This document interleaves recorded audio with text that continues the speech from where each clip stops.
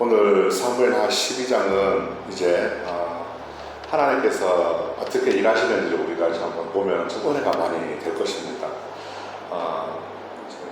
하나님께서 오늘 보면 사람을 통해서 일하시죠. 오늘 나단을 통해서 이제 다윗을 책망하시는 장면이 나옵니다. 다윗을 책망하시고 또 회개하게 하시는 그런 이야기가 오늘 기록이 되어 있죠. 11장에서 이제 어제 11장에서 다윗을 보면은 죄를 지었지 않습니까? 그 다윗이 지은 죄가 바로 우리아의 아내 밧세바를 임신하게 하는 죄를 그런 일을 지었습니다. 그 일을 하나님께서 어떻게 보셨을까요? 물론 죄를 지었으니까 나쁘게 보셨겠죠. 11장의 결론이 하나님께서 그 일을 이렇게 평가합니다. 27절에 보니까 이렇게 얘기합니다. 뒤에 보면은 다윗이 행한 그 일이 여호와 보시기 악하였더라고 이렇게 이야기하거든요. 하나님은 그런 다윗의 행위를 악하게 보십니다. 그런데 오늘 이제 12장에서는 이렇게 범죄한 다윗에게 하나님은 은혜를 베푸시는 장면이 나와요. 오늘. 근데 그것이 나단을 통해서 이제 오늘 일절에 우리가 읽었지만 비유를 통해서 이제 이야기를 하시는데, 하나님은 이제 지금 다윗의 상태가 어떤 상태냐면은 절망의 늪에 완전히 빠져 있습니다. 그런 다윗에게 나단 선지자를 통해서 다윗이 다시 일어설 수 있는 기회를 주십니다. 회개할 수 있는 기회와 회복할 수 있는 그 은혜를 하나님이 베푸시는 장면입니다. 그래서 1절에 보시면 여호와께서 나단을 다윗에게 이렇게 보내시죠. 그리고 이제 그가 다윗에게 갑니다. 그리고 그 나단이 그에게 이르되 이렇게 하면서 뒤에는 이제 나단이 이제 비유를 통해서 이제 다윗의 죄를 깨닫게 하는 장면이 나옵니다. 11장에서 다윗이 죄를 지었죠. 그러고 나서 오늘 본문 12장에는 10달 정도가 지나게 됩니다. 10개월이 지나가지고 이제 있는 상황입니다. 그동안 이제 다윗이 자신의 이제 죄를 지은 죄를 깨닫지 못하고 이제 그냥 그동안 10달 동안 살았습니다. 내가 무엇을 어떤 죄를 지었는지 그런 걸 잘 알지 못하고 이제 그렇게 10달 동안 살았죠. 그런데 이제 나단의 비유를 통해서 이제 하나님 메시지를 전하게 돼요. 그 메시지가 오늘 3가지를 오늘 받게 됩니다. 그동안 이제 다윗이 죄로 인해서 이제 감각을 잃어버린 겁니다. 그러니까 죄를 지었는데 그 죄를 깨닫지 못한 것은 죄로 인해서 무감각해진 거죠. 그냥 무뎌진 겁니다. 그래서 이제 다윗의 마음을 오늘 비유를 통해서 하나님은 그 다윗의 심정을 날카롭게 자신의 완전히 그런 마음을 찔러버리게 되는 것이죠. 그래서 그의 다윗의 무뎌진 그런 마음을 죄 가운데 지금 네가 있다는 것을 오늘 나단을 통해서 절실하게 깨닫게 해주는 장면이 나오거든요. 그 나단의 비유가 보면은 이런 비유잖아요. 한 성읍에 2사람이 있는데 한 사람은 부자고 또 한 사람은 가난한 사람을 예로 듭니다. 근데 이제 이 부한 사람은 악한 부자죠. 이게 바로 이 악한 부자가 다윗을 이야기합니다. 1절에 말하고 있는 것처럼 하나님께서 여호와께서 나단을 다윗에게 보내셔가지고 이제 비유를 통해서 죄를 깨닫고 또 회개시키기 위해서 하나님은 나단을 보내십니다. 온전히 순전히 다윗의 죄를 깨닫게 하기 위해서 나단을 보내시거든요. 하나님은 나단을 다윗이 회개하도록 사용하시게 되는 장면입니다. 만약에 하나님께서 이제 이 죄를 지은 다윗을 찾지 않으신다고 생각을 해보시면 그렇게 되면 다윗은 회개의 기회를 잃어버리는 것이죠. 그렇다면 그냥 다윗은 죄 가운데 나는 죄 지은지도 모르고 그렇게 계속 절망의 늪에 빠지면서 살아가는 게 결과가 될 것이죠. 우리가 이런 말 있지 않습니까? 가랑비에 옷 잡는다 그런 말이 있죠. 지금은 밖에 비가 많이 오지만 가랑비에 옷도 젖고 나중에 가랑비에 스펀지에 물을 먹게 되면 그 물 무게로 인해서 엄청나게 무겁게 되지 않습니까? 그러니까 가랑비가 이렇게 작은 것이 비가 오지만 내가 비에 젖는 것을 모르게 되는 것이죠. 죄도 마찬가지입니다. 죄도 내가 작은 죄를 할지라도 그것이 내가 죄를 모르고 지나간다면은 그것이 내가 지은 것이 죄가 만약에 죄인지도 모르고 지나간다면 그것은 그 길을 계속 사망의 길로 가는 것이죠. 그래서 시편에도 보면은 복의 길, 악인의 길 있는 것처럼 내가 의인의 길인지 사망의 길인지 이제 자기가 알지 못하고 계속 절망의 길로, 사망의 길로 가는 것입니다. 그렇지만 이제 오늘 하나님은 그렇게 하지 않으셨어요. 다윗을 회개시키고 다시 돌이키기 위해서 하나님은 나단을 사용하시게 됩니다.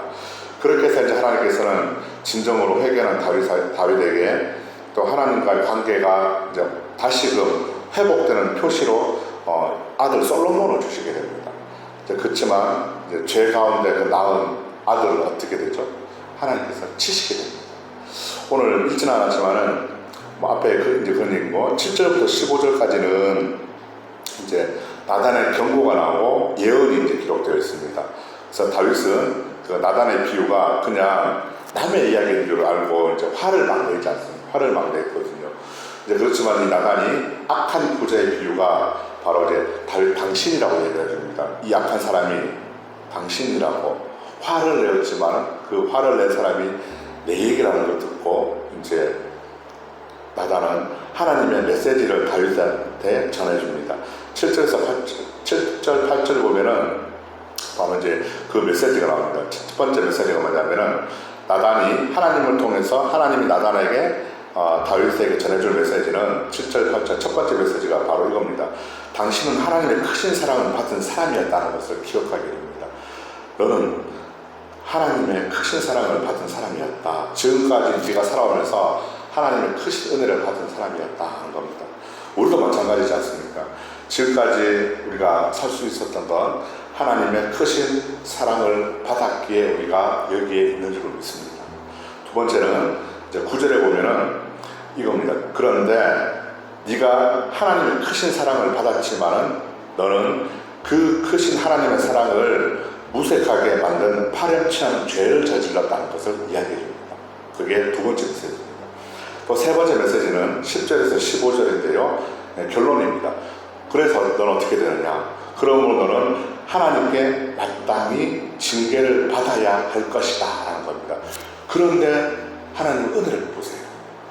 그렇게 해서 나단을 통해서 다윗에게 선포된 이 하나님의 메시지는 가차없이 이루어지죠. 하나도 양보 없이 다 이루어집니다. 10절 12절 보니까 그 메시지가 바로 이거죠. 다윗 왕조의 칼의 재앙이 예언되기 시작을 합니다. 그러니까 너희 집안에 안 좋은 일이 있을 것이다. 그런 예언이 되는데 그 예언이 이루어지게 됩니다. 11절에 보면은 다윗의 아내들이 이제 환난 대낮에 추행을 당하게 되는 사건이 일어납니다. 그리고 15절에는 우리의 아내가 다윗에게 낳은 아이를 여호와께서 치심에 심히 앓는지라 이렇게 성경을 얘기합니다. 이제 바로 이렇게 죄 가운데 낳은 아들을 하나님께서 치시고 나서 다윗이 심히 그 고통 때문에 이제 견디지 못한 고통을 안고 이제 지나가게 됩니다. 또 그 후에 15절부터 23절까지는 그런 하나님의 징계가 있었는데 이제는 하나님은 회복을 시키십니다. 그 하나님의 징계가 이제 회복이 되는데 하나님께서는 그 아기의 생명을 거두어 가셨지만은 그 일로 인해 가지고 다윗의 신앙은 어떻게 됐을까요? 하나님께서 내 아이를 데려가시고 또 우리 가정에 이런 안 좋은 일을 치시고 절망에 빠져서 계속 살아갔을까요? 그렇게 하지 않았습니다. 다윗은 그 일로 통해서 더욱 신앙이 성숙해져 갑니다. 하나님 앞에 더 엎드려지고 내 죄가 얼마나 무서운지 회개하게 되죠. 그래서 다윗은 그 죄의 대가가 얼마나 그 무거운지를 정말 처참하게 피부로 깨닫고 배우게 되는 기회로 삼습니다. 또 한편으로는 인간의 죄에 비해서 하나님의 은혜가 너무 크다는 걸 깨닫게 돼요. 그래서 측량할 수 없이 크다는 사실을 정말 뼈저리게 깨닫게 되는 것이죠. 이를 통해서 다윗은 하나님의 예언은 반드시 이루어지는구나. 하나님의 말씀은 다 이루어진다는 사실을 자기 온몸으로 실감했던 것을 깨닫게 됐죠. 24절 보면은 이런 얘기가 다윗이 그의 아내 밧세바를 위로하고 그에게 들어가서 그와 동침하였더니 그가 아들을 낳음에 그가 그의 이름을 솔로몬이라 하니라. 여호와께서 그를 사랑하사 그랬습니다. 25절에 보면은 선지자 나단을 보내 그의 이름을 여디디아라 하시는 이는 여호와께서 사랑하셨기 때문이더라 하고 있습니다. 솔로몬은 이렇게 밧세바가 다윗에게 낳은 넷째 아들이죠. 그런데 하나님께서 특별히 사랑하셨다고 오늘 본문 이야기합니다. 왜 특별히 사랑하셨을까? 그 이유가 있습니다. 이제 솔로몬은 다윗의 뒤를 이어서 이제 왕위를 이어갈 왕이지 않습니까? 그래서 이제 솔로몬을 이제 하나님은 이제는 주인공을 이제 나타나게 하시는 거예요. 성경에서 이제는 주인공을 드러내시는 겁니다. 이제는 솔로몬이 바로 이제 뒤를 이어가지고 하나님의 역사가 나타낼 것을 이제는 말하게 됩니다. 어떻게 되면은 드라마에서는 예고편인 것이죠. 다음 편에는 이제 솔로몬의 이야기가 쫙 펼쳐질 것이다. 솔로몬의 일이 쫙 펼쳐질 것이다. 뭐 이런 이야기죠. 그래서 솔로몬의 이름은 평화스럽다는 뜻이 있습니다. 평화.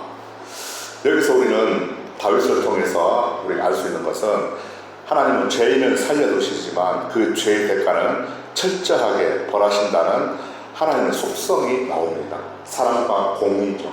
그것을 보게 됩니다. 오늘 사무엘하 12장에서 다윗은 회개를 많이 합니다. 자신이 체험한 것을 회개를 하는데 시편에 보면 회개의 시편이 7편이 나옵니다.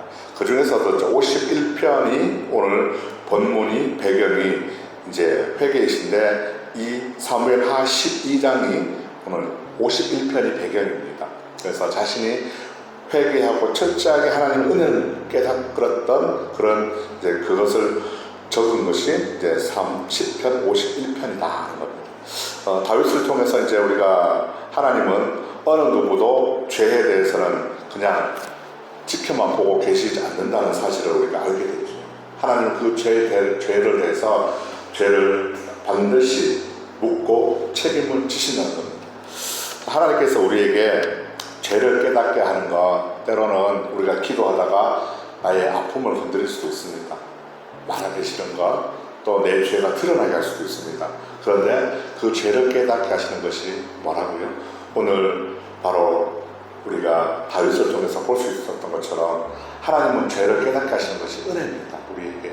왜냐하면 하나님께 돌이킬 수 있는 기회가 되거든요. 그래서 다윗처럼 우리가 회개하고 회복할 수 있는 기회를 하나님께서 주실 때 우리가 순종하고 하나님 앞에 나가면 반드시 다윗처럼 하나님의 크신 은혜를 우리도 경험하게 될 줄로 믿습니다. 기도